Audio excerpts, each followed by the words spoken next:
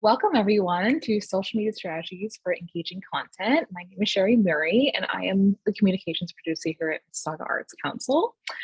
Also with us tonight, as you just heard from, is Susan Durnan, Max Administration Lead. This webinar is part of our TD Culture Lab Professional Development Webinar Series presented by Mississauga Arts Council and sponsored by TD Bank Group.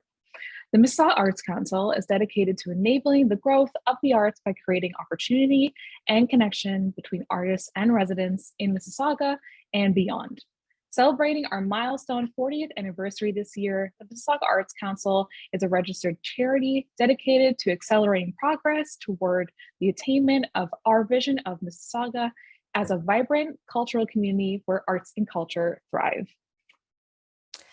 The Mississauga Arts Council acknowledges that the land on which we gather is part of the treaty and traditional territory of the Mississaugas of the Credit First Nation, the Haudenosaunee Confederacy, the Huron-Wendat, and Wyandot Nations. We are grateful to have the opportunity to work on this land and give our respect to these peoples and their ancestors who have been inhabitants of this land since time immemorial. We also recognize that Mississauga is now home to many global Indigenous peoples.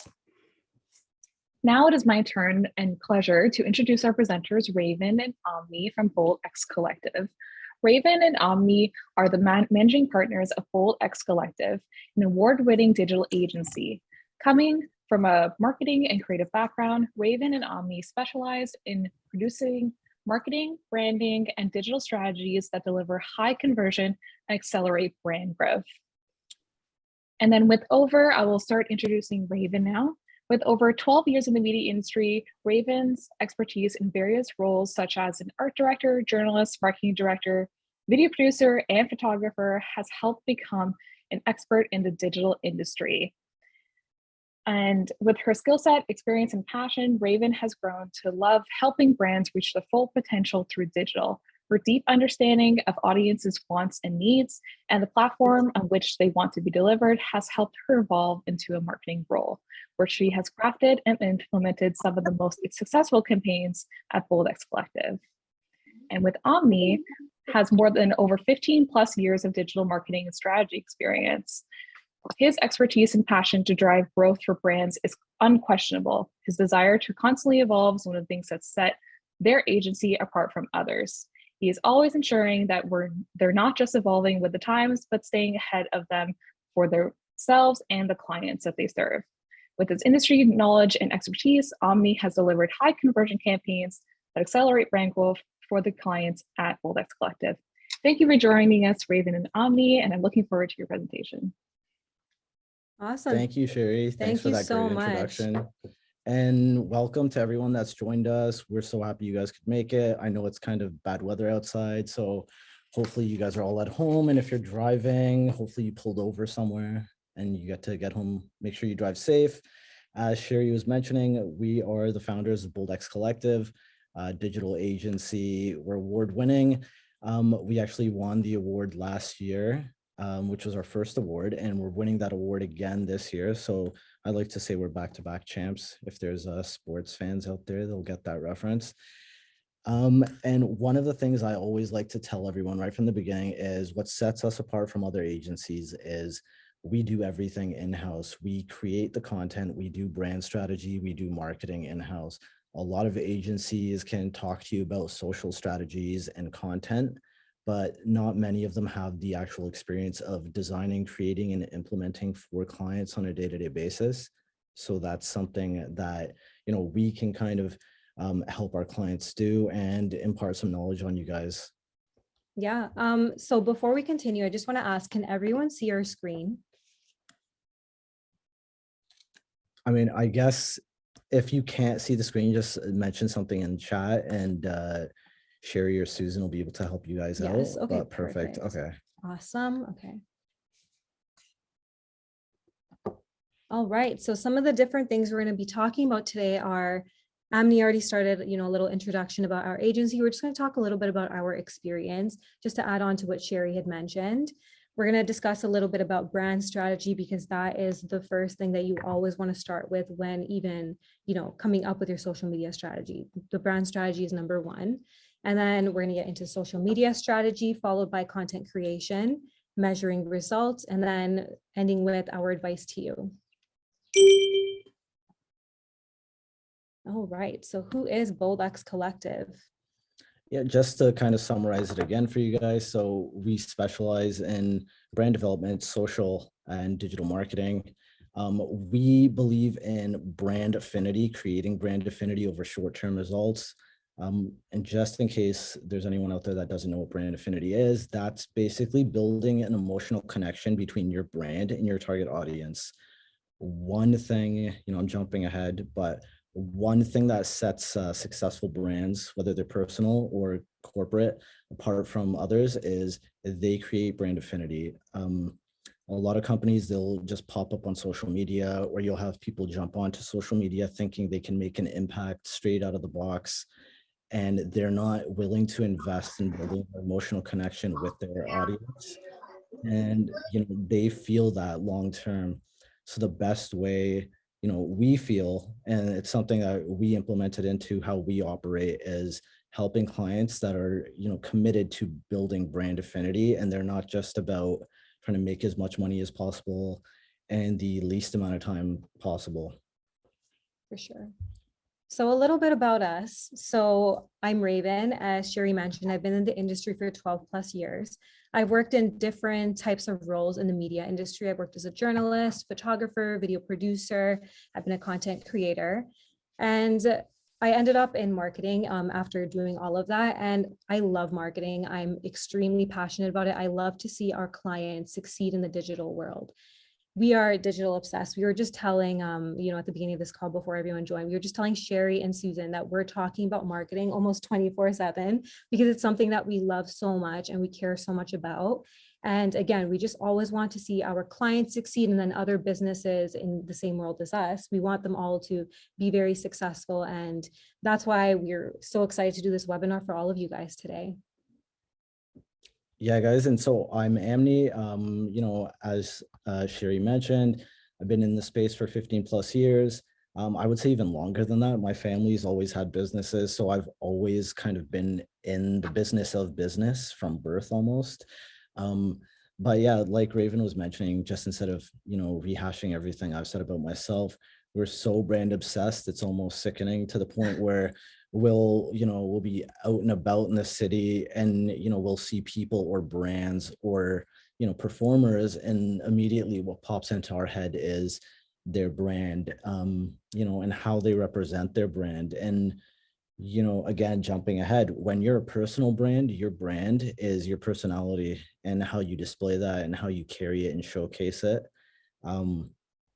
And the same can be said about corporate brands. When you think of Apple, Google, Nike, Adidas, whoever it is, think of them as almost as like a person. And if you were to give that person a personality, what do they represent, right? Nike, Adidas, you'd think athletic, trustworthy, quality goods and sporting products. So the same can be said about, I think the most of you are performers and artists. So just to kind of start thinking that way, what is your personality and how can you best, represent that in the digital space and in reality as well? Just a quick segue. I'm not sure if many of you have heard of Lana Del Rey. I think a lot of you have, but before she was Lana Del Rey, she was somebody else, and she didn't really hook. And then she actually reinvented herself,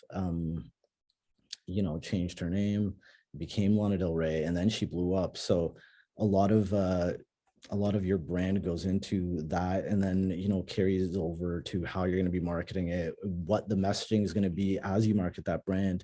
So it's important to start thinking about that as we go through all of this. Yes, and that's what brings us to the next section, which is brand strategy. It's us introducing BoldX Collective. Just quickly, I'll go through the slides so you guys haven't missed anything. A little bit about us. Social media strategy, where do we start? And that brings us to our next topic now, as I was discussing, brand strategy. Yep, so we thought the perfect way to introduce it would be this quote that we love. Marketing is like asking someone out on a date. Branding is the reason they say yes. Without branding, you can't have marketing become as successful as you want it to be. So Amni is going to talk a little bit about it, as he is the brand strategist on our team at Bold X Collective. All right, guys, so brand strategy. I guess there's no way to really do this. I did want to kind of ask a question and see how many responses we could get. Maybe we could open up the chat and see if anyone responds. Have many of you thought about what your personal brand is in terms of, you know, your voice, your stage presence? Has anyone ever given any thought to that or thought about how to kind of represent that through social besides performing? Structured formal way. Okay, perfect. So it looks like a lot of you have. So, you know, branding, again, branding is the personality that represents a company or a person. When you think of a person, think of your best friend. How would you describe your best friend? That is your best friend's brand. You know, are they funny? Are they outgoing? Are they adventurous? Are they sporty? Are they smart? You know, are they a bookworm? That sort of thing. That's kind of how you have to look at yourself, but it's different when you're a performer. You have to look at what you're actually putting out on stage. So, you know, your voice, the kind of voice you have, how can you best represent that? How can you best emphasize it? Not just through actual performances, because, you know, a lot of people have great voices, but it's getting that and kind of packaging it all together. So your voice has to be consistent with your look, which is, you know, how you're dressing, how you carry yourself on stage. You know, is your voice more, you know, kind of out there, getting people more involved in your performance? Your voice has to match that as well then, you know, like you can't be, we actually had a performer a while back come to us and their voice was really loud and almost engaging with the audience, but their stage presence was very quiet. And it was almost like they were at two ends of the spectrum. You know, we told them, you need to either, you know, lower your voice, which he didn't want to do, or you need to start actually engaging with your audience, because that's your brand on stage. People want to engage and you need to give them a reason to. And the same translates into social media. When you're posting social media content, your brand, when you think about those people on social, say it's somebody edgy, like, I don't know, who's a, we can talk about Drake. Let's talk about Drake, right? So Drake's content, he's not very subtle, right? He's really kind of in your face sometimes. He's really obviously pop culture oriented. Things like that, when you're representing your brand, your content needs to do that as well. And it's not just everyday content, you know, kind of jumping ahead to social media. You need pillar content and then you need filler content. So pillar content is what you're going to build your brand off of. And filler content is kind of little nuggets that you're going to throw to your audience that fills the gap between pillar content. So pillar content could be something like a performance you did at, you know, an event or a venue. And filler content would be, you know, say you did like a quick 20-second video of how you warm up before an act, or, you know, answering a questions, or showing some new instruments you got, or retuning instruments, things like that. So you want to mix up pillar content with filler content, and you want both of them to represent your brand as best as possible. You want viewers to know you're passionate about your brand, because if you're not passionate about it, why are they going to be passionate about it? So think outside the box when it comes to branding. You know, without knowing what kind of, you know, music or art everyone's into performing or creating, it's hard to give exact advice on that, but kind of in the general sense, you want to tap into people's emotions.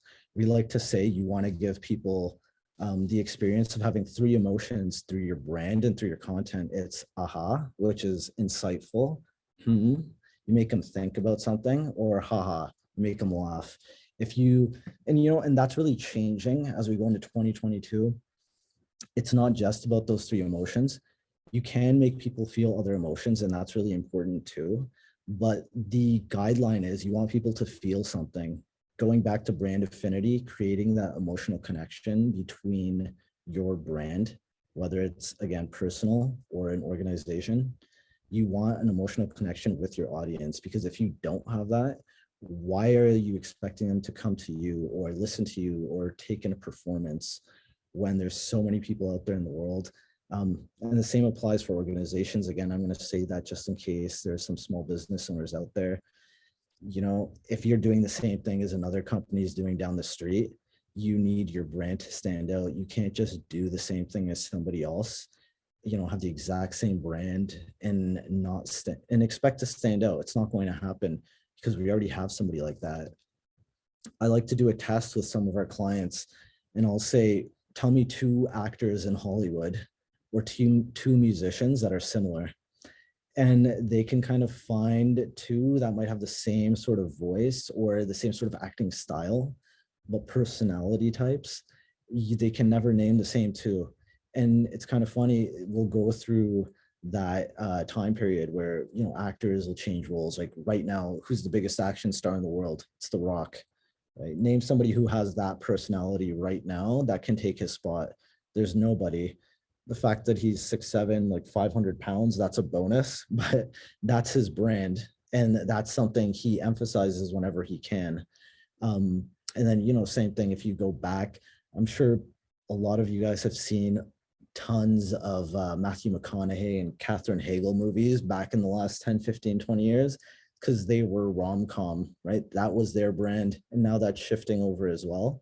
So, you know, put some time and effort into your brand and think of, you know, how do you want people to speak of you when they look at you perform or when you're out and about, you know, and someone recognizes you? What are those keywords? One thing we like to do with brands when we start is, you know, just make up a personality, put down some traits. How do you speak? How do you talk? How do you walk? How do you dress? What word usage do you use?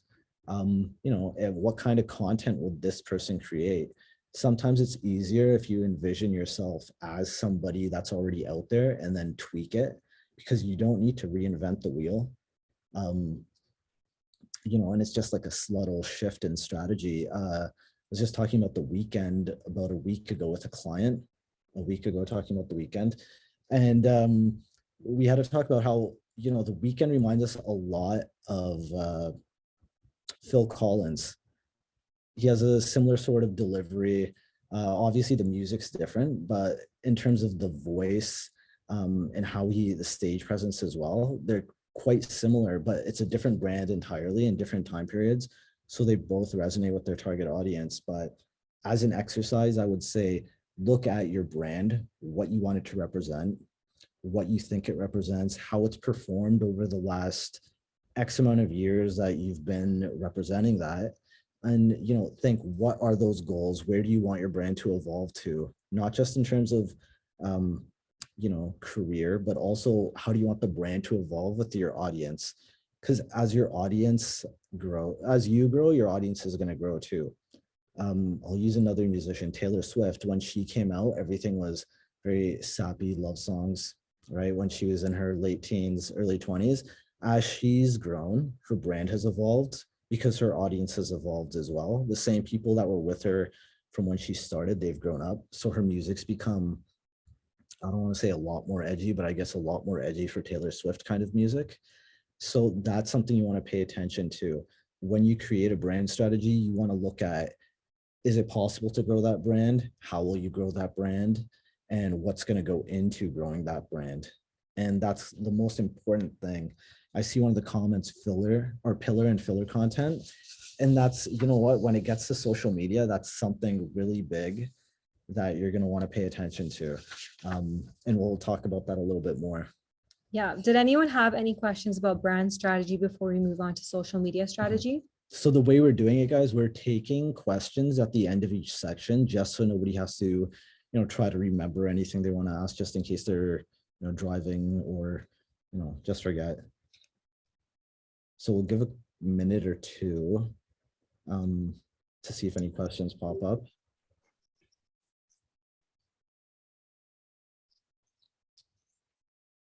Yeah, guys, can I ask a question? Sure. So I'm a visual artist, and I find it very hard as like I use sort of bands as sort of an inspiration because they have the challenge of trying to create an image for themselves. Like you're saying, it's unique. But the music itself provides that kind of emotional content that you can build upon. When you're working in the visual arts, that can be a little bit more tougher because it tends to be a little bit more reflective and not as easy to convey in maybe one or two works, what you're all about. I'm sort of just kind of struggling for maybe outside of like an actor or a musician. Is there any way you can think of brainstorming to come up with that personality that that you were talking about, and particularly the target audience can be actually very hard to define because the link between you, the artist, and the customer can be quite distant at times. For sure. Okay, cool. What was your name? Sorry. Chris Erskine. Chris. Okay, perfect. Okay, thanks for the question, Chris. So in terms of being an artist, one of the ways you can actually set yourself apart is you're gonna have to find ways where you can speak with your audience with, you know, another avenue besides the actual art you're creating. So one thing you could do is, and a lot of people do this, it's a tried and tested method. They'll actually have videos or BTS videos created of them creating the art, and they get to showcase their personality while they're creating the art. So, you know, some people, depending on how they're painting, what kind of mood they get into, the atmosphere, the ambiance they need when they're creating that art, the tools they use, you know, they'll show off the specific kinds of paints, the paint brands, the paint brushes, the clothes they're wearing, the lighting, the music, and that kind of helps define their brand. So going back to that example I gave of thinking of your brand as a person, take out the actual work that you're doing and just think of you. So, you know, if that was, you know, George Clooney painting that, what kind of music would he have? What would he be drinking? It would probably be Nespresso, right? Because of all those commercials. You know, and then the same way, flip it over. If it was Avril Lavigne, how would she be in that scene? It would be a completely different sort of atmosphere. Try to think of ways outside the box where you can get yourself into the content with the actual, you know, content that you're producing, and let that speak for you. And when people, you know, that way you also have two ways to hook people in terms of marketing strategy, not just people who are art lovers or into the kind of art you're producing, but you're also letting people connect with you because, you know, maybe as you showcase the kind of paints and tools you use or the music you use and listen to, you know, people are going to connect to that and think, you know, this person's just like me. For sure. And so I saw this comment by Carlene. You said, thank you so far. Love your examples. Can you give some examples with regards to visual artists? And then Hania, you said Salvador Dali, who's like just on my mind. I was just going to give him as an example. So I'm glad we're on the same page there. So Salvador Dali is my favorite artist ever in this world. And his brand is one of the most unique brands I've ever seen in my life. Does everyone here know who Salvador Dali is? Okay, so awesome. Yes. So yeah, Salvador Dali, his work is very, very insightful. It's very different. It's edgy. It makes you think a lot, and a lot of his artwork won't make sense to many people. You kind of have to stare at it for a long time to understand it better. Melting clocks, yes. So what I do when I see Salvador, like artwork by Salvador Dali, is I'll just stare at it sometimes for an hour, 2 hours, and I'll just think like, what does this represent? And that's what Salvador Dali wanted us to do. He wanted us to think about his art. His art was so unique. It's so different. It's like something no one else would ever make. So his brand was just such a unique type of brand. It's just so different. And people still remember it today because he was just so different from everyone else. Yeah. And Chris, one more thing just to add into that, whatever you're painting, whatever your mood is, try to set that mood with the ambiance, you know, through your outfit, through your music, through your lighting, just to try to create that visual impact, you know, give people other ways to hook into your content. And, you know, one other thing for artists, and this actually applies for all of you, it's not a seminar on NFTs, but NFTs are going to be huge for artists. I feel in the future, NFTs are actually going to put record labels out of business because no one's going to need them. And it's going to mean a lot more to people just because they're going to get assets. You're going to get to actually own an album, plus X amount of people are going to own the NFT tokens of an artist's first work or their first album. And then they have that resale capability to it. So NFTs are another good thing to get into, especially for you artists, because you guys can actually create them. I have a question here. What is an NFT? So I'll give you a quick synopsis on NFTs. Exactly, non-fungible token. So anything could be an NFT, really. An NFT is basically when you tokenize something, just without getting into too much detail. Say I created this pen and it's the first one or only one ever invented. I could go online, get this created into a token, and then somebody could actually purchase that token from me. So while I might always have this pen, someone else could own the rights to the pen or the token to the pen. And then that token can be sold online, basically through a marketplace to others. So say as the pen goes up in value, say one day, I became famous and this pen went up by $100,000. Somebody who owns the right to this pen could actually sell that right for an increased price. So, as an artist, say you put out a song and you make some sort of graphic that goes along with that song, and that graphic's available to the first 50 people who purchase the song. Say then one day in your future, as your brand grows in your career, then that's something that people can sell. And it's another way for artists to kind of get into the space with sidestepping record labels logos today. But okay, so one question, guys, not sure if you were going to talk about logos today, but do you have any advice about finding a logo to express your brand? Okay, so in terms of your logo, I feel like when it comes to your logo, your brand strategy is the most important thing. Your logo isn't necessarily the most important thing when you're starting out, just because that logo is going to attach your values and what your brand represents to that. So that's more of a visual element.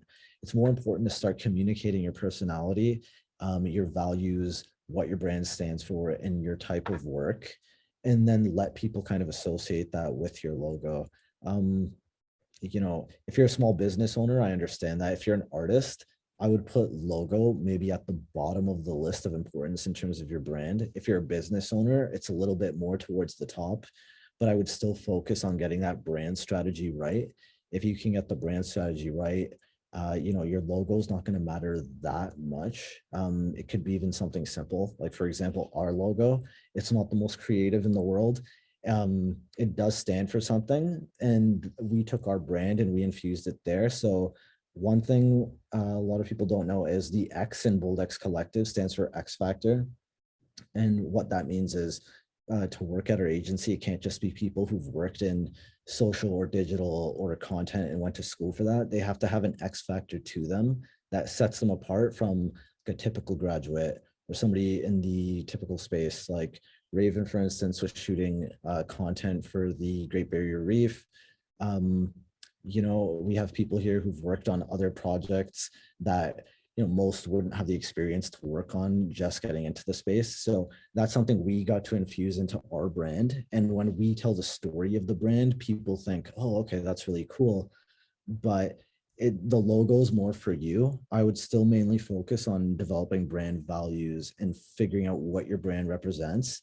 And then kind of getting that into a document that you can make all business decisions based off of. Even if you're a performer, your brand should represent where you're going to perform. If your brand is edgy, raw, in your face, engaging with the audience, and say the Ritz has an event for like a corporate gig, there's a line there. Sometimes you have to pay the bills as well, but does that venue, does that performance represent or help your brand, or take away from the brand? So branding is a very big thing. Not many people really pay attention to it, but it's huge because that's what's going to help you stand out. So we're going to move on to the social media strategy side of things. So I handle all of the social media here at Bold X Collective. And so I'm just going to start with this quote: master the topic, the message, and the delivery. So we already spoke about the brand strategy side of things. And of course, as Amni mentioned, the brand strategy is the most important part. And then you also want to focus on the delivery, which is going to be through social media. So does everyone here know what a social media strategy is? All right, so I'm just going to get into it. So your social media strategy is like a map that you're using to get to your destination. That's how I always explain it to our clients. So it's really important to have some direction as to where you want to go. And that's what a social media strategy is. It's a summary of everything you plan on do and everything that you hope to achieve on social media. So what makes a social media strategy? We're just going to go through a couple of them just to name a few to start with. We're going to talk about SMART goals and tracking meaningful metrics, how to create audience personas and gather data, conduct a competitor analysis, do a social media audit, pick your social media platforms, and best practices for your industry. So let's start with SMART goals. So when you create a social media strategy, the most important thing is to know your goals. So you need to establish your objectives and your goals. Without goals, there is no way to measure success and ROI. ROI means return on investment. So every goal you create for your business should be, SMART stands for specific, measurable, attainable, relevant, and time-bound. So in addition, when creating a SMART goal, you want to make sure you're tracking meaningful metrics. And that's why I kind of inserted this chart over here. So just a breakdown of it, your business objective is what you want to accomplish. Your social media goal is how you want to accomplish that business objective with the goal. And the metric is what you're going to be, looking at when you, sorry, I got distracted by the question. I started noticing this question. The metric is what you're going to be looking at when it comes to achieving that social media goal. So for example, my business objective, just an example, is to grow my Instagram account. So I want more people to watch me playing music, specifically guitar. I play guitar. So I would love for them to watch me on social media. So my social media goal for Instagram is going to be to drive brand awareness, which means I want more people to watch me play. I want them to tune into my Instagram lives. I want them to comment on my reels. I want to do some short, music lessons on there. And that's how I plan on accomplishing my social media goal. And the metrics that I would want to focus on are my followers, my shares, my saves, comments, and likes. So engagements are very, very important when it comes to measuring brand awareness, which is why I would be focusing on those metrics. And so when you're working on social media goals for your brand, just to avoid getting overwhelmed, I always recommend starting with 3 goals. Figure out 3 things that you want to accomplish and make sure you have the business objective down, the social media goal, and the metric that you're going to be focusing on. And then when it comes to target audience, just like branding, you need to know your target audience. It's absolutely crucial. So you need to know their age, their location, what is their average income? What are their job interests? What do they like to do on their spare time? So it's really important to create customer personas, gather data. Just like when you use insights and analytics, when you go on Instagram and you can see, how many men, how many women were looking at your content, the different age groups, you want to be able to create a customer persona of the type of person that you want to target. Is it somebody that, let's say you're an artist and you want to target people that are booking art gigs.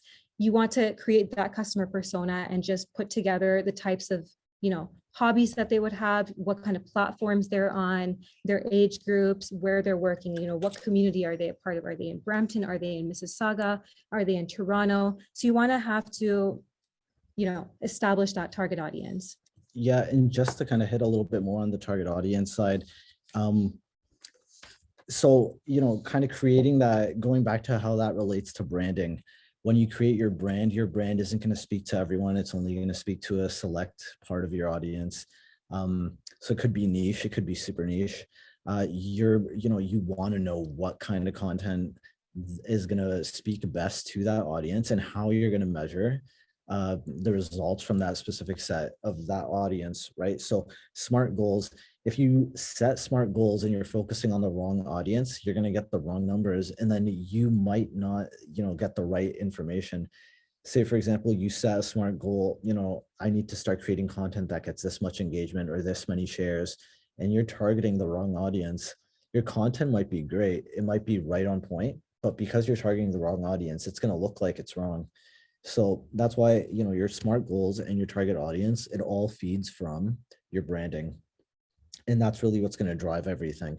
When your branding is there and you're clear on who you're speaking to, your social media content almost creates itself, through you, and you're just really in charge of distribution and the thinking of those ideas.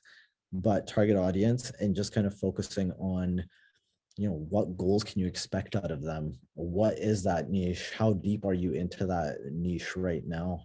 Right? We call that market penetration. How much of your audience knows about you? Have you been performing at these places where people would take notice of your brand?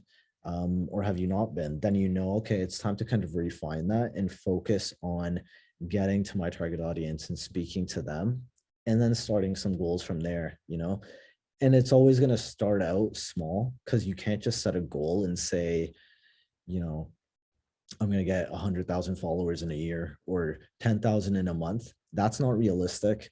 And, one of the letters in SMART is literally, it has to be actually possible to do it in that time frame. So you want to make it realistic, and growth on social media is slow, but it's also exponential.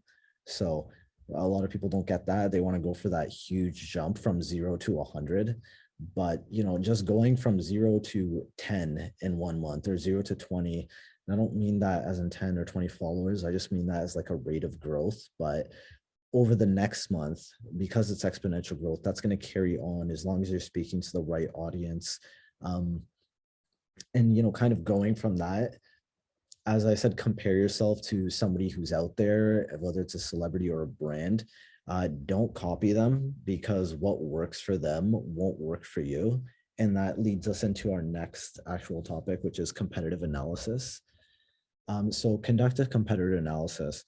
The goal of this is to know what your competitors are doing, what they're doing that's right, what they're doing that's wrong.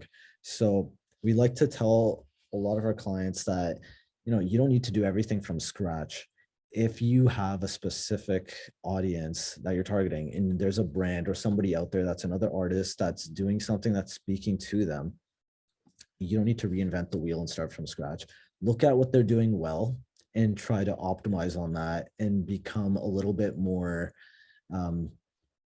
efficient at how they do that. And then look at the things they're not doing right and see how you can do that.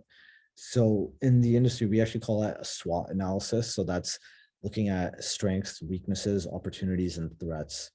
You want to look at your internal strengths and partner them up with opportunities that are externally available to you. So, say you perform a certain type of music that no one else in your area does, or you write a certain way that no one in that area or space is writing in a certain manner or a certain voice that no one's doing. And there's an opportunity out there somewhere right now to kind of get your voice out there. If you're a writer, if you're a singer, if you're an artist, whatever the creative space is, pair up your strengths with opportunities externally available in the environment. And then also at the same time, look at weaknesses that you have and possible threats in the environment. That one example there is, say you're a writer, you're writing a specific type of style or content, and there's someone else that you've noticed that does the same sort of thing. What you want to do is you want to look at, are they doing anything better than you that you need to kind of mitigate risk against for the future? Is there a way that you guys are going after the same audience where they might be able to capitalize on that better than you can? And that's something you want to, kind of take hold of and use that in your brand. And then at the same time, looking at your competitors, copying someone's style, I would say never do that, but imitation is the best form of flattery, right? I think that's the quote. And taking little bits and pieces from others, everybody does that. That's a universal thing. So there's nothing wrong with taking a bit here and there from a competitor that's doing it right, but you want it to fit your brand. Most importantly, like, you don't want to seem fake. You want to be authentic, because that's such a really big thing now. So you want to come across as authentic, and still be your true self, because that's what's going to speak to your audience. For sure. And just looking at the next slide, just to add on to what Amni mentioned, a social media audit. So if you're already on social media, you need to ask yourself some questions when it comes to doing the auditing process. What's working for you? What's not working for you? Who is engaging with you? Which networks does your target audience use? And how does your social media presence compare to competitors? So your audit is a really good way to give you a clear picture of what purpose each of your social accounts serve. So, if the purpose of an account isn't clear, then you have to rethink whether or not you want to use it. So what I love about doing audits, even for all of our clients, is the fact that we can figure out, are they wasting their time on certain platforms? Are certain platforms worth it? If you're an artist and you're showing a lot of your visual art off and you're getting a lot of engagement on Instagram, but you haven't been on Twitter and, you're still posting all of your artwork on there, the question that you want to ask yourself, based on insights, based on looking at analytics is Twitter really worth using for my brand? Or should I just stick to more Instagram and TikTok? So that's the purpose of a social media audit, just figuring out what works and what doesn't. And a social media audit, believe it or not, helps save a lot of time at the end when you're actually putting together your social media strategy and working on implementing it, because you know what works and what doesn't. And, just to add on to that, social media platforms. So we have a lot of our clients come to us and ask us, what social media platform should I be on? They could be running a restaurant and they tell us, hey, I want to start promoting, on LinkedIn to other businesses. And, there would be some situations where we tell them, okay, we need to do an audit and kind of figure that out. So what I always tell all of my clients to do is, when it comes to certain platforms, write out the platform and write out what your mission is on that platform. If the mission makes sense, then pursue that platform. If it doesn't make sense, then don't pursue it. For example, I would say, as a guitarist, TikTok is one of the platforms that I want to focus on. And my mission is for, my viewers to watch me play guitar, to comment different songs that I should try and do covers of, just have them engage. But at the same time, I don't know if something like LinkedIn necessarily makes sense for me because I'm targeting more of a B2C audience. I want people to be interacting, commenting on my music, and just things like that. Just figuring out your mission on each platform is how you figure out which platforms are worth using and which ones aren't worth using for your brand. Mm-hmm. And just to kind of touch on that, social media platforms, not every platform is right for every person. Just because there's one person, brand, organization, whatever you want to call it, just because someone's successful on somewhere doesn't mean it's right for everybody. Just going back, we have Facebook, Twitter, Instagram, TikTok, Pinterest, Snapchat, LinkedIn, YouTube mentioned here. These are all the, let's call them the sexy platforms, right? That everyone goes to or first thinks of. There's a lot of other platforms on there that do really well. Quora is a really big one. A lot of people I never have a client mention Quora to me, but it's also one of the biggest ones, especially if you're a writer, where you can actually write and express. And the only way to get your thoughts across is through writing. That's huge. It's not to say writing doesn't work on Instagram. On Instagram, it's more of the short form content. So you want, if you're a writer and you're writing more than 2-3 lines of your content on Instagram, it's not going to do well because a lot of people don't go to Instagram to read. You want to create a strategy for each platform. Don't just be on a platform just because other people are on it. Make sure it fits your brand. It lets you get your brand mission, your values, and express your personality to your target audience. If it doesn't let you do that, it's just a waste of time because you could be using that time and energy to create content somewhere where you're actually going to be more useful. And it's kind of common sense as well, right? If you're on 8 platforms, spreading time amongst those 8, and you synthesize that down to 2-3 that you're really focusing on, you're going to do a lot better job, especially in terms of engagement, creating content, and you're not going to burn yourself out, especially if you have family, you have a wife, husband, or kids, you have a regular 9-to-5 job too, and this is like a passion on the side. Things like that, you have to take it all into consideration and make sure the platform represents you. And then, you have to be consistent, which is going to, jumping into the next topic, which is content calendars, but you need to be consistent, not just with the quantity, but I'd say the quality is almost more important than your quantity. It doesn't matter if you're posting, 3-4 times a week, compared to somebody who's posting 7 times a week. As long as those 3-4 times a week, you're posting quality content that's engaging, on brand, speaking to your audience, and you're actually tracking that content to see how it performs. That's the most important thing. We are going to go over some social media best practices in terms of, a different way to kind of do this. So we're going to talk about how many times to post, best times to post, what tools you can use. But I think this would be a little bit of a good time to start taking questions and let everyone kind of tell us what you want to hear in terms of best practices and everything we covered. Okay, can you offer some ideas for writers on brand strategy? Okay, so if you're a writer and you're trying to develop your brand, the first thing would be to, what kind of writing style are you going to focus on? Who's the market that you're going after? Is it adults, young adults, seniors, kids? Based on that, that's how you're going to focus on your brand. Because obviously, kids' brand is going to be very different compared to an adult brand. So I would look at your market first. Who do you want to read your work? And then based off of that, design your brand. Think of the values that are important to that style of writing.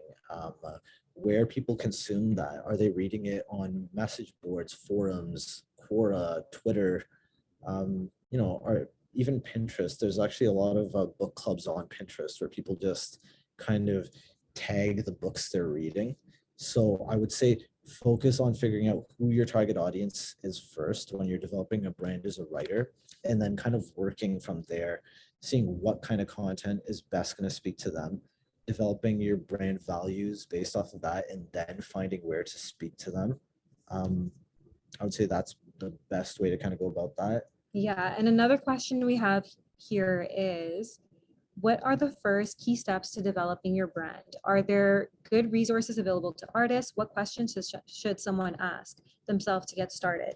So just going back to our brand strategy section, everyone will get a copy of this later, I believe. So everything is on that slide. But when starting a new brand, there's several things that you want to look at. One of them is target audience, just like Amy and I mentioned. You want to know who your target audience is. And then one of the biggest things, this should be one of the first things you do, is your unique value proposition. Make a clear statement, what makes you different from other people in your industry.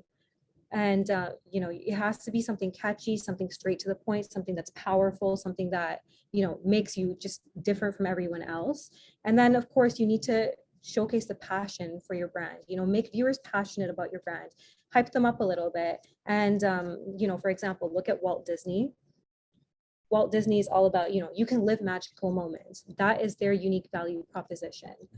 And yeah, just to kind of chime in on there, like she said, Disney manufactures happiness, right? So if you take that example, looking at where to kind of start the first steps to developing a brand, start with your mission and your values. You want it to be authentic to you, right? That's why values are so important.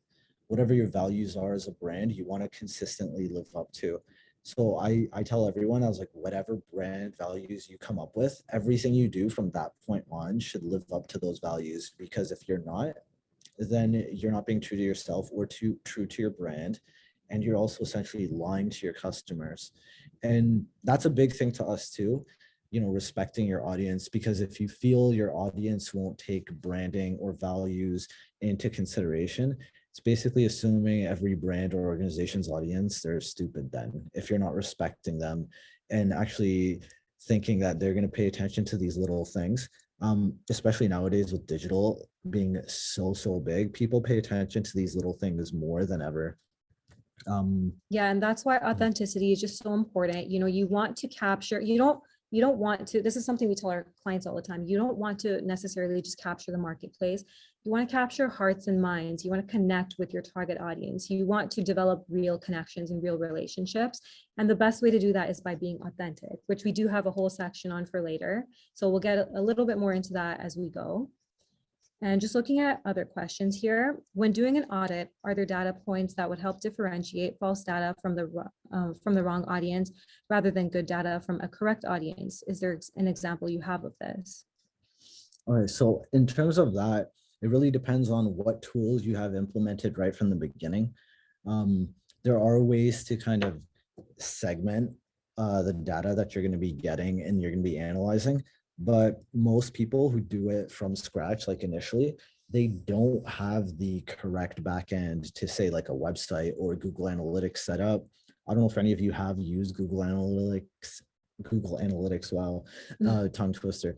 If you guys have that set up to look at data that's coming from social, if that social data leads to your website, and then kind of looking at, what days, I'll just kind of answer it this way. When we prep content for a client, we'll have it go from Sunday to Saturday. And then every day we have a different theme for a client, what gets posted.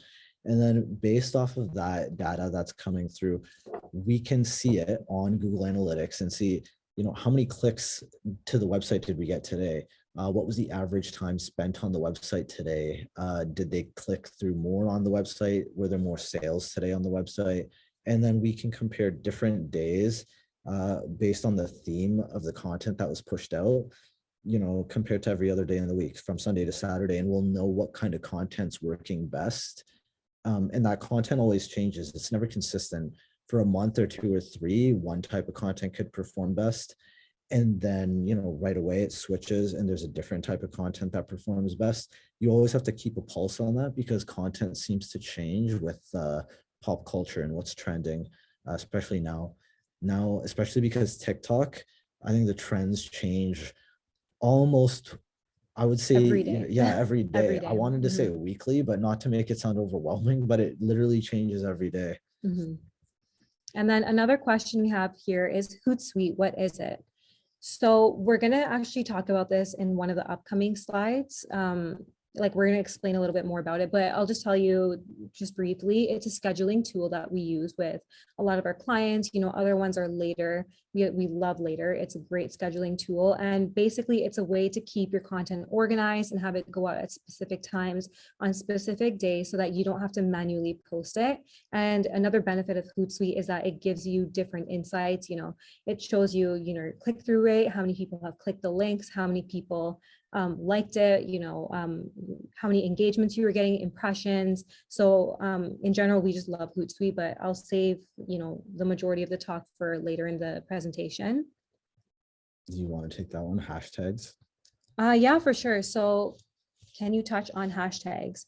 So hashtags are very, very, very important. And every time you put out a new post, whether it's on Instagram or if it's on TikTok, you never want to use the same hashtags for every single post. So there will be some days that, let's say you're going to be posting a reel on Instagram and the reel is about, I'm just going to come up with something a little bit random here, but visual arts. Let's say I'm a visual artist and I want to post, a time lapse of me doing that specific reel. You want to make very specific hashtags to that. You want to make sure that your hashtags are relevant and specific. And obviously you don't want to use too many because you're going to look spammy. If you do, the most you can use on Instagram is 30. So I use tools like All Hashtag or Hashtagify Me, which are really good ones. They tell you which hashtags are performing the best in your industry. And you also want to use a mix of different types of hashtags, like local hashtags, like sometimes we'll hashtag something like Mississauga, or we'll hashtag Toronto, or we'll hashtag the 6, and then sometimes we'll use very broad hashtags like visual artist, time lapse, and things like that. So you want to have a good mix of it. And then when it comes to TikTok specifically, TikTok is its whole own platform. It's completely different from Instagram. When it comes to TikTok, you want to stick to about 5 hashtags. You don't want to be excessive with it. And then you want to make sure that you have a good mix of hashtags, some that have a lot of volume and then some that have a little bit less volume. So you can have a good mix and target, different types of audiences with your content. So Yeah, so the next question we have here. Do you want to take some? Let's take some from the chat. Is she? I think she's popping some of them on Okay, here. perfect. Yeah. Okay, so I was going to say, there's one question here. Is it bad to duplicate content between platforms? What's the difference between pillar versus filler content?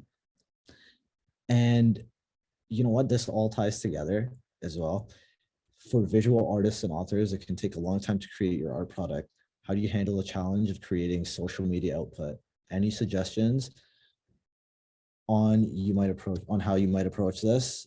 Need to feed the beast. Okay, so that all ties together with filler and pillar content, in the sense that I'm going to use the artist as an example here. So say you're working on a piece of art and it's taking you, let's say, a month to do or more. Your pillar content is that piece of work. So your pillar content, you chop up. And what I mean about chop up is that's repurposing content.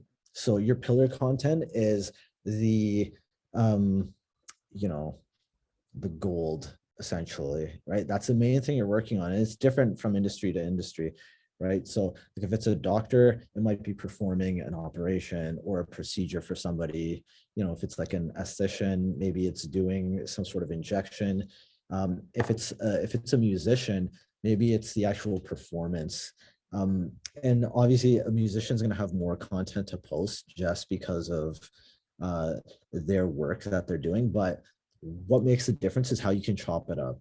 So an artist, if you're creating a piece of art, you can take that and chop that pillar content, which is the final product that you're going to be showcasing, and you can make Instagram reels out of it. You can make boomerangs out of it. You can make stories out of that.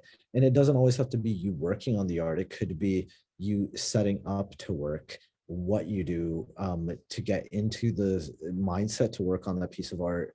What do you do when you're done working for the day? How long do you work on it for the day? Do you work on it for an hour, 2 hours, 3 hours? Is it the morning, evening, night? Do you do it to unwind and that's your main time? What kind of process do you go through when you're getting your equipment ready? How do you maintain the equipment and your products and supplies and all of that? So take one piece of content and just kind of break that up and chop it up. Pillar content and filler content. Pillar content is going to be kind of your mainstay or your main message, something you want to highlight. Why somebody should hire you or buy from you, purchase from you, work with you. And your filler content is just to give things to keep people on brand. So, if you're a writer, say you're working towards publishing a book, your book is that filler or that pillar content, right? That final product showcasing that release day or even building up to release day, kind of getting that teaser. Your filler content for that is going to be, we finally got the artwork done. We're working on the artwork. Just finished this amazing section or anecdote for the book. Got a forward written, got some acknowledgements done. Things like that. Every piece of content you create could literally be chopped up into 20, 30 different pieces of content. You could take a screen grab and make a meme out of it. You could put some sort of graphic overlay. You could do a side-by-side view of your piece of content, whether it's a picture or a video, and kind of tie it into something pop culture related. It's more just thinking of how you can take what you're working on or your pillar content and chop that up into different forms of content, right? So say you take something, say you're posting an Instagram reel and it's a video, you can actually, take a screen grab of that. And now you can make multiple screen grabs and you could have maybe 5 or 6 stories made that you can post over a week. You could post that on Instagram and Facebook. You could take a section of that video and make it into a 10, 12, 15-second video, something short and sweet. Post that on Instagram, Facebook, Snapchat, wherever you want to post it. And then, kind of just leverage that content from there. And then say somebody is using Pinterest, just as an example again, take a screen grab of something from that video, post it on Pinterest. There's a lot of ways you can kind of repurpose that content. If it's Twitter, you can take a specific quote from a performance. If you were performing at, you know, a restaurant, a venue, you know, a quote from a song, and have that picture with an overlay, or, you know, have the quote written in Twitter or on Instagram. So there's a lot of ways to kind of go about that. Yeah, and then we have a couple more questions here. So someone asked, what does impressions mean? So impressions is basically, it's a metric, and it tells you how many times your content was displayed to users. So it's just one of the metrics that you want to look at when, you know, doing an analytical report at the end of the month, at the end of the week, and just seeing like, okay, this is how many impressions I got this month. This is what I want to aim for next month. And what is a good starter platform? It's very hard to answer that question, because before you even think about your starter platform, like, you need to have established your brand. You know, what is your brand strategy? Just like we had mentioned previously. Like, for example, for me, again, going back to the guitar example, I'm a guitarist. I love to play music. For me personally, my first platform that I would want to go on is TikTok, just because it's such a great platform for artists. I'm not sure if anyone here is on TikTok, but yeah, it's an excellent platform for artists. So I would definitely start with TikTok for myself, and then I would move on to Instagram and then Facebook. So those would be my personal favorites. But again, it depends on your brand messaging, depends on your brand, your value proposition, your mission statement. Just like we mentioned in the beginning, you know, have a mission for each platform, and then, you know, evaluate it and see, okay, does this mission make sense? Is this achievable? You know, come up with SMART goals. And that's kind of how you determine, like, this is the platform I should start with. This is the platform I should do next. You know, this platform is not really worth it. It's all about kind of thinking about it and just putting together a solid plan and a strategy.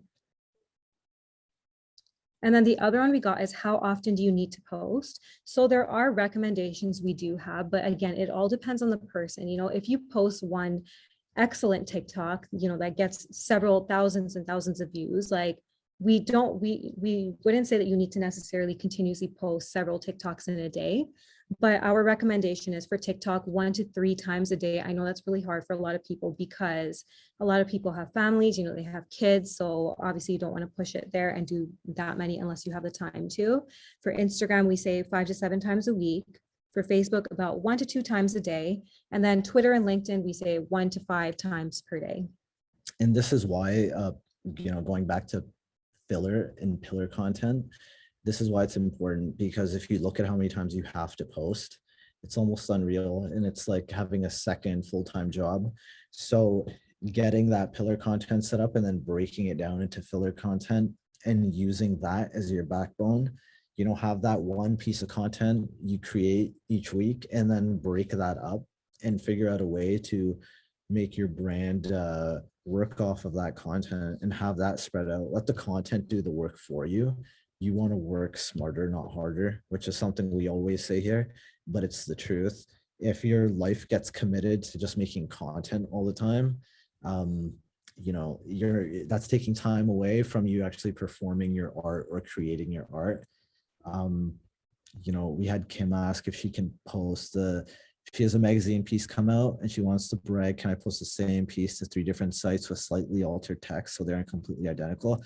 Yeah, that's fine. I would say change the text up as much as possible, just because a lot of these sites, depending on where you're posting them, a lot of sites now have their own sort of SEO strategy and algorithm set up. So, you know, the different kind of words you can use when writing about your magazine piece, especially, it'll help you rank for different keywords. So I think that's something you want to take into consideration. Don't just use the same words when you're actually having a magazine piece come out.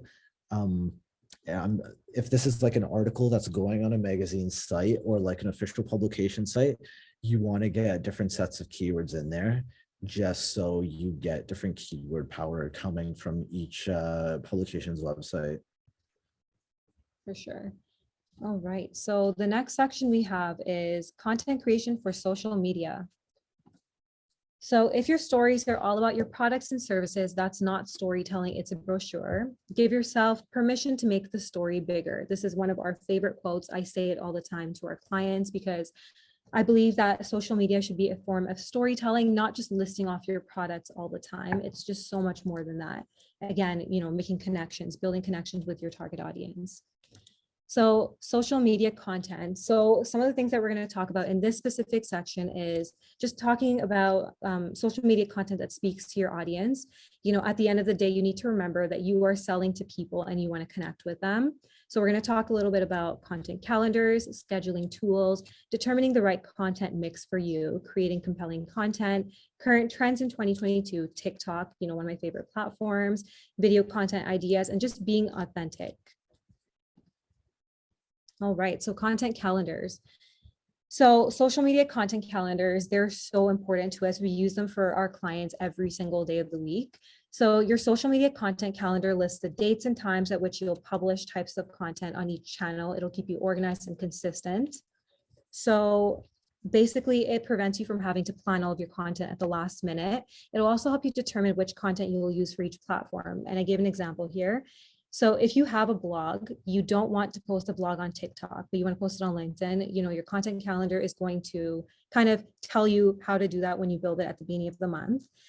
So I'm not saying at all that spontaneous content isn't good. Spontaneous content is excellent, but it's always good to have a plan, just like Amy was mentioning earlier. You know, you got published in a magazine, you can create that in a piece of content, add it to your content calendar, have it scheduled at a certain date or a certain time. There we go. Okay, scheduling tools. So scheduling tools are a great way to ensure your content is shared on time from your content calendar, which is, you know, the first part of it all. One of our favorite tools that we mentioned earlier was Hootsuite.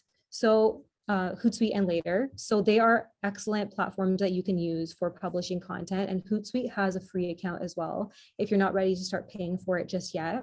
And they allow you to have 30 free posts scheduled, you know, at the beginning of the month. So let's say you're a blogger and you wrote, you know, 30 pieces of content and you wanted to schedule them out. You can schedule them out on Twitter, Facebook, LinkedIn, and just have all of that content set with the captions, the different hashtags that you'll be using, and the best times that you'll be posting it at. And Hootsuite also gives you the best times that you should post at. You know, they'll say Monday at 11 a.m. is the best time for this type of content. And they'll tell you, you know, Tuesday at 2 p.m. So that's a bonus that Hootsuite offers, which is why I love it. And then in addition, Hootsuite is also a great way to track your engagement rate, impressions, or link click data. So at the end of each post, you know, you can see like this many people opened my content, this many people looked at it. And then those metrics kind of help you with, okay, does this content work? Does it not work? And it kind of helps you from there. Yeah, and just touching on the scheduling tools. So Hootsuite and Later do give you analytics, and they will tell you, you know, what the best time to post and all of that is. So it's a good place to start. But when you really want to kind of dig deeper into your analytics and how social media performs, this is why, you know, I'll mention a free tool, Google Analytics. Going back to how I was mentioning, if you post different types of content each day of the week and you're trying to drive that traffic to your website, you know, knowing what kind of content performs best, you know, there's a different way you can experiment that. You can post different types of content Sunday or Monday to Sunday, post out a different type of content, see what gets the most clicks, that leads to the most amount of time spent on the website. And then, you know, once you know the type of content that works best on the specific days, you can start experimenting with early morning, afternoon, evening, later into the night. You can find out, you know, do that same test and see, is it true for the same time of day for every day? And then you can actually figure out the exact times it works for you on each specific day and what kind of content it works for.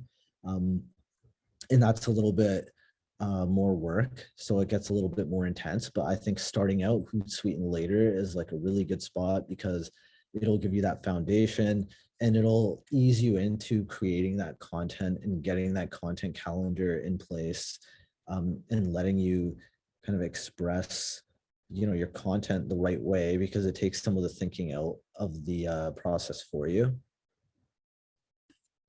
And just determining the right content mix. So I love this quote, instead of interrupting, work on attracting. And that's why we love the 80-20 rule here at our agency. So we're strong believers that 80% of your content should inform, educate, inspire, and entertain your audience. Meanwhile, 20% of the post can directly promote your brand, which means that you want to avoid being salesy. You know, if you're selling a product, you don't want to talk about selling your product in every single post. You want to talk about some of the benefits. You want to talk about, you know, I'm going to give an example here. So let's just say that you run a candle company. You know, candles have become very, very popular over the last 2 years, you know, during the pandemic. So if you're selling candles, you don't want to keep posting the candles saying, you know, buy our candles, you have to try our candles, they're amazing. You want to actually educate people. Why are soy candles good for you? What went into starting the business? You know, why did you start the business? What made you passionate about it? What's your drive? Who are some of the charities you work with? You know, show some behind the scenes, show some packaging, show some of your team, you know, working together to create the product. It's just so important to keep your audience entertained, but not be salesy, because being too salesy turns a lot of people off. And I'm sure many of you can agree. If someone's constantly saying, buy for me, you're not going to continue listening to them. And then in addition to this, we always tell everyone to try to stick to a niche and be consistent with it. You know, if you're a musician, showcase different forms of music. It could be you behind the scenes. It can be you teaching your target audience. It could be you, you know, asking your target audience, like, hey guys, like send me some songs that you guys want to see me cover and I'll do them. You know, if you're a dancer, showcase your dancing skills, teach people your skill and talk about what got you into the industry. Don't try to be don't be salesy. That's it. Like, that's just the main thing I tell everyone. Just try the 80-20 rule if you're not already. And that is something that will start to get you a lot more engagement and just help build your audience and just connect with your audience even more. And again, you guys are going to be sick of hearing this, but pillar and filler content. So with the 80-20 rule, that 20% is actually your pillar content, and that 80% is your filler content. So, you know, going back to those previous examples, if you're doing a performance, you know, it's different because you're not directly selling anything as a performer. If you're pushing out tickets every week, like to a show, that's kind of something you want to avoid. If you're an artist creating a piece of work, that's something you can promote like whenever you have the chance, just because it takes so much time to create that. And same with a book. But that 80% of where you're going to inform, educate, inspire, and entertain, that's where kind of chopping that pillar content comes up. You know, finding ways you can educate people.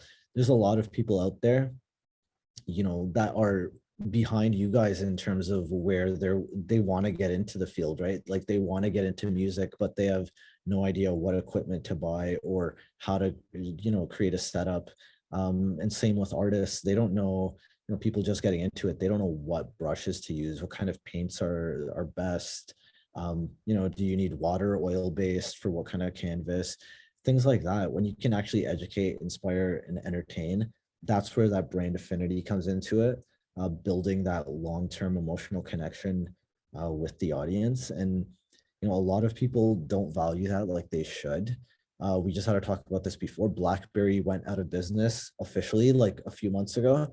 And we know some of our clients that still had BlackBerry devices just because they were committed to it for the last 20 years plus. But that's how much BlackBerry connected with people over time, that a lot of people were with the company until the day they officially went under.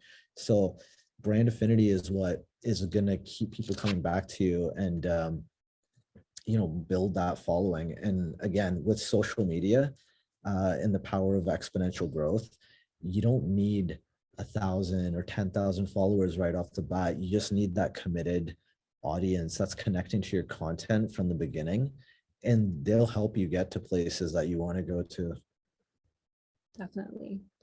And just talking about creating compelling content. So we completely understand it's very, very hard sometimes to come up with content ideas all the time. You know, you're busy, you know, you have kids, you're going to school, you know, everyone's busy, and it's very difficult to just figure out what kind of content to make. So that's why we use a lot of artificial intelligence tools. We have a lot of content ideas just because we are content creators, and it's something that it's always on our mind. But for some of you that don't, we do recommend these AI tools. Some of my favorite tools are Google Trends, Phrase, and answerthepublic.com, which is the one that you see right over here. So it's an amazing amazing tool. All you have to do is type a keyword, And then from there, you can pick the country that you want to target. And in this case, I checked Canada. So basically what it does is it'll show you the different questions that are being asked all around the world. So, or around Canada, depending on what you choose. So in this case, I typed in guitar. So it shows you where, why, how, what, which, will, when, can, are, who, and how, which is amazing. It's very, very helpful for us. And a lot of our audiences and our clients, when they're trying to come up with different content ideas. And if you're the one that's answering the questions for these people, chances are that they're going to be following you and they're going to be more engaged with your content. And this is where the 80-20 rule comes right back up. This is the 80% of your content, where you're answering different questions that are found online, you're touching on different topics that are very popular in the industry. And then just going back to where I just mentioned Phrase, so phrase.io, it's a website where you can type in different keywords, long tail keywords, short tail keywords, and then you can see what questions are being asked around those keywords on Reddit and Quora. Everyone knows Reddit is huge right now. So it's a tool that I highly recommend. So Google Trends, phrase.io, and answerthepublic.com. Definitely bookmark these 3 tools, because if you're a content creator, you're going to love using these, and they're going to help you come up with a lot of different ideas. So current trends in 2022. So one of the biggest trends right now is short form content. So we all know our attention spans are not what they once were. I know personally, I would rather watch a quick video telling me everything I want to know rather than watching a very long video, because I am going to stop paying attention at a certain point. And short form content is one of the most effective trends being used by marketers. Hence, platforms like TikTok have grown like crazy. I'm not sure how many of you are on TikTok right now, but it's just such a big platform because the videos are so engaging. They're fun. And, being a millennial and a lot of Gen Zs, they understand that, if the content is not engaging and it's not short, they're not going to watch it. And part of your target, a lot of people's target audience is millennials and Gen Zs. So it's really important to be able to capture their attention. And that's why TikTok and Instagram Reels are just so popular right now. And even platforms like YouTube, they're starting to do short form video content. Even Snapchat started to do it. Even Facebook is starting to show different Reels. So with that said, clearly it's a crazy, big trend right now. And if you're not already doing video content, I highly, highly recommend it, just because again, it's just so important. And just in case, because we're in such a creative space here with such a creative audience, short form content right now being so big, it can be both, literal and figurative. So there's a reason podcasts have come back so strong over the last year or so. It's because the way the content is structured, it is actually, it could be in a 1 hour podcast, but it's still considered in a way short form in terms of attention span, because I can listen to a podcast and do 4, 5, 6 other different things that I need to do around the house. Where if it's a 20-minute YouTube video where I actually have to sit down and watch it and listen, it's asking me to pay something that's really valuable now, and that's time. So anything you can do to give people more time and more value, they're gonna reward you with likes, shares, engagement, and just connecting with your brand more. So if there's anyone out there that feels there's a way to get into podcasts, there's a lot. And even writers, there's a lot of writers on podcasts right now telling their stories, and it's actually the story that's hooking the audience as opposed to the writing, and the writing comes after. So it's another avenue to kind of explore that and get that in there. If any other type of artist too, there's nothing wrong with using podcasts or short form videos to kind of build that community. Community building is so big right now. Even Facebook groups are coming back with a bang, actually, because everybody wants that community, especially over the last couple of years. It's getting away from that. Everybody wants to talk to the influencer with 1 million followers and stuff like that. People want their own community where people have their own values and focus on what matters to them the most.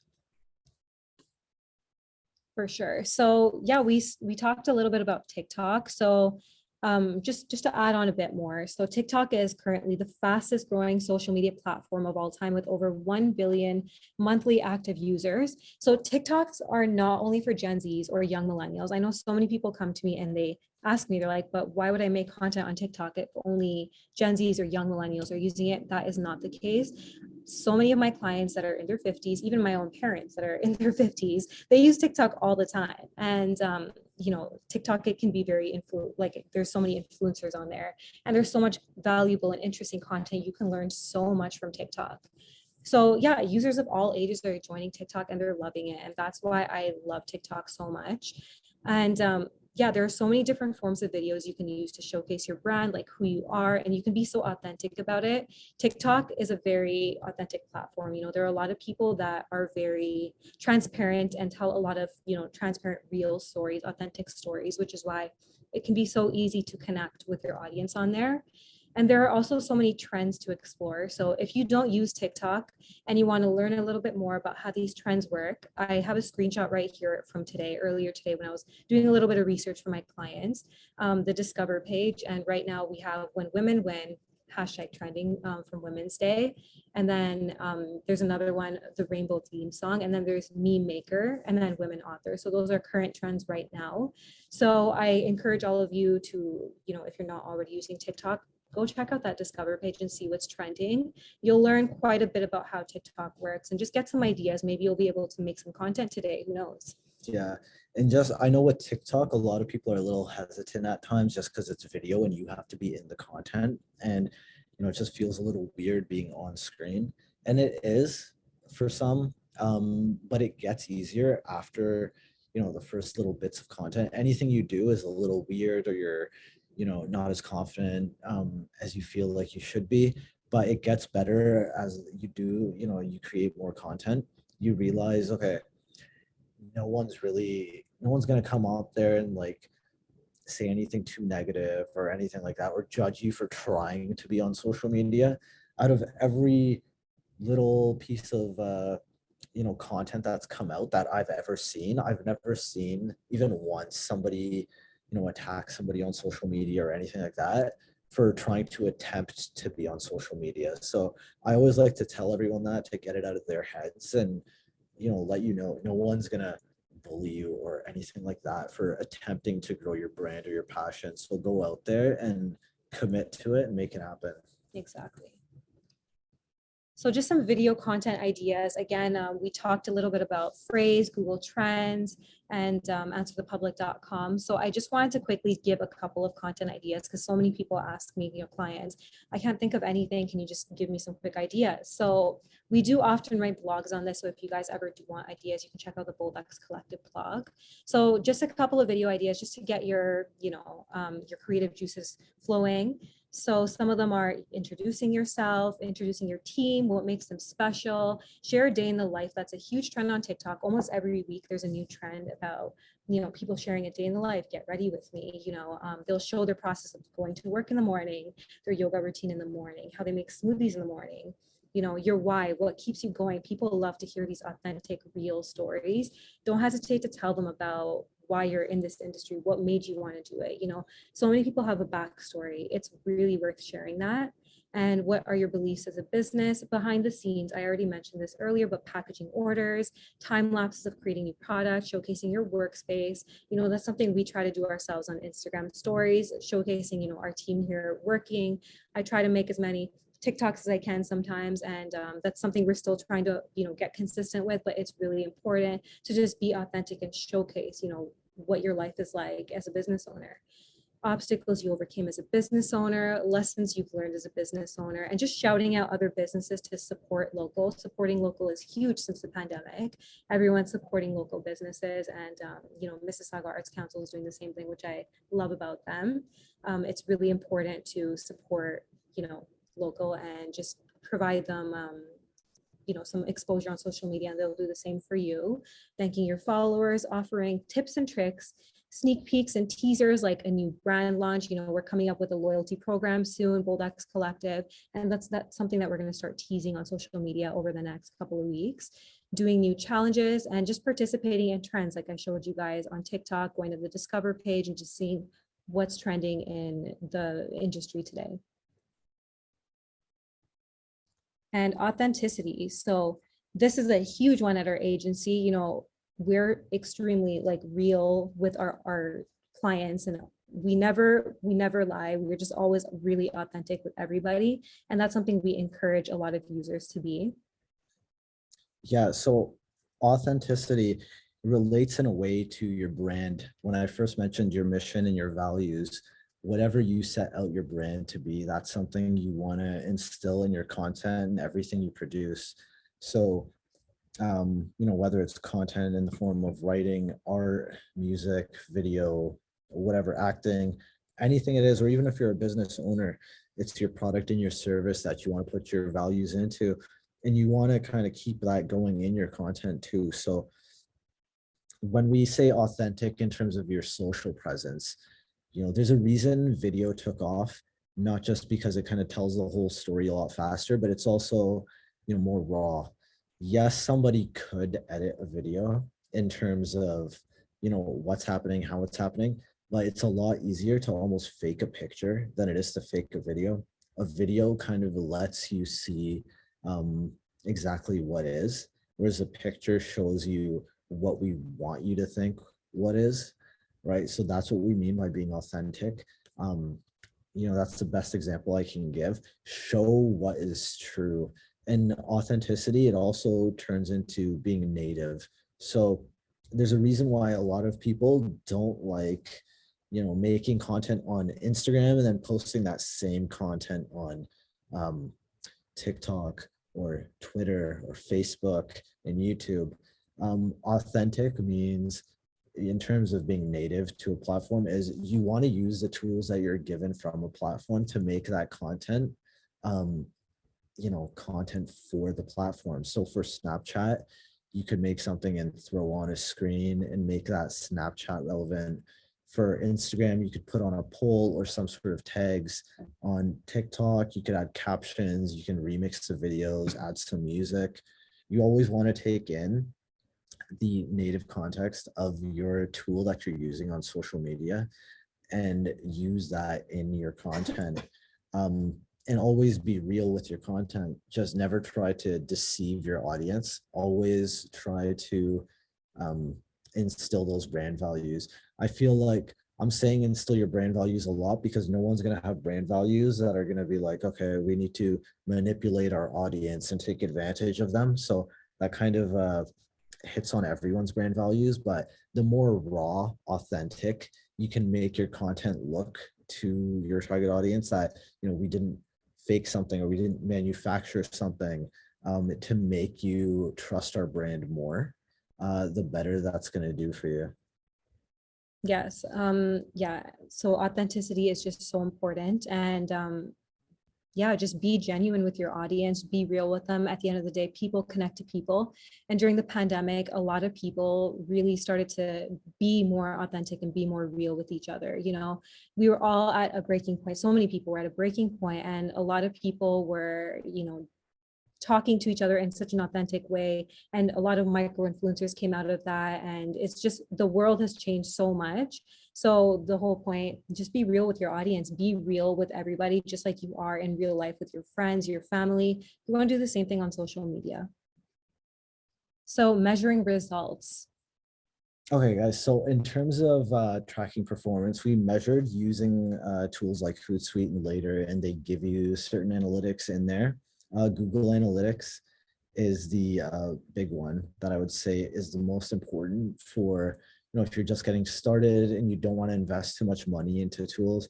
There's a whole lot of tools you can use. Just kind of search it and you'll get options from, you know, SAP and Adobe, but obviously those are all going to cost thousands and thousands.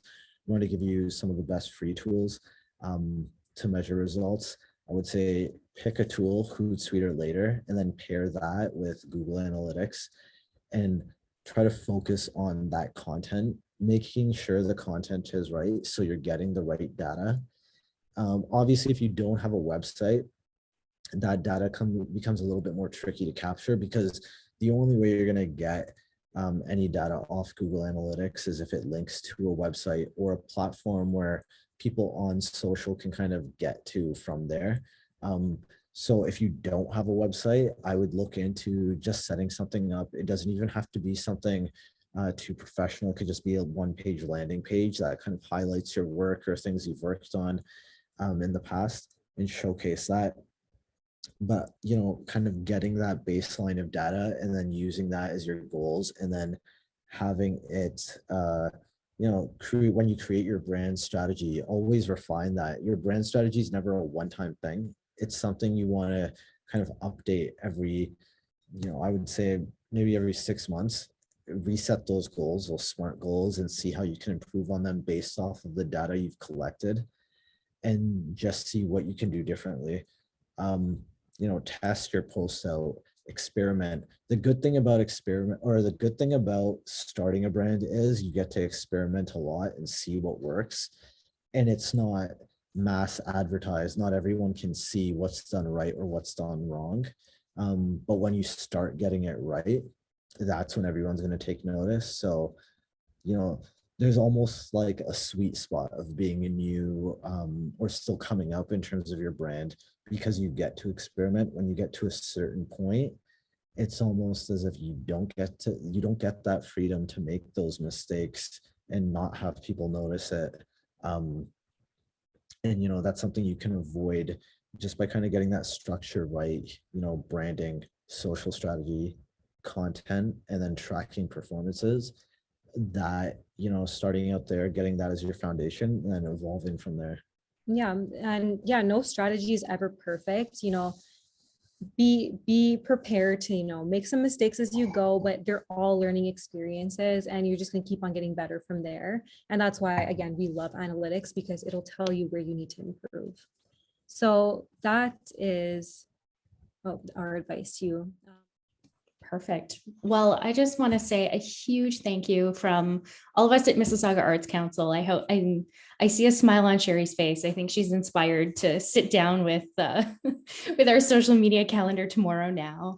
And I know I learned a lot too. I love the pillar filler aspect. I mean, it's sort of in the back of our minds, it's something we're kind of aware of, but to just name the pillar filler and sort of, you know, identify what fits in everything, it just, you know, really kind of sets you on the right path. So I really appreciate everything you shared with us tonight. For everyone who joined us, thank you so much. And thanks for the great questions.